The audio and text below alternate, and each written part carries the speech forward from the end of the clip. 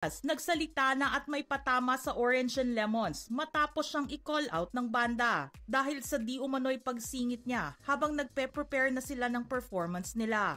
Ito ang buong storya. Ngayon ang tila naging reaksyon at patama ng aktres na si Francine Diaz sa social media tungkol sa kontrobersiyang kinasasangkutan niya kasama ang Orange and Lemons sa isang event.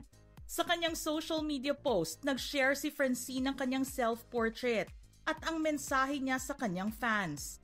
Ayon kay Francine, "Wasn't able to get all the gifts from you guys, but thank you so much for spending time with me tonight, kahit late na. Mad respect for everyone who stayed up late." Sa dulo ng kanyang mensahe, dito sinabi ni Francine na, "Respect goes both ways. Good night."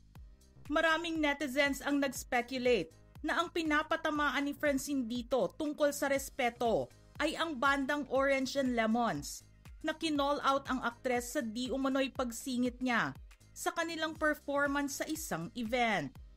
Nag-umpisa ang kontrobersiya ng aktres at ng nasabing banda sa Governor and Vice Governor's Night sa San Jose Occidental, Mindoro nitong April 30 lamang.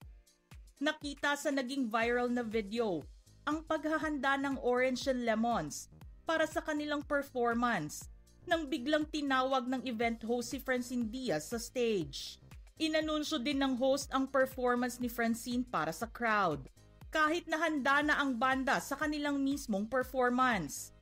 Makikita na nagkagulo ang hinandang performance ng aktres dahil bukod sa mahinang sound ng -1, ay sumabay pa ang paggitara ng Orange and Lemons. Mabilis naman sila nilapitan ng staff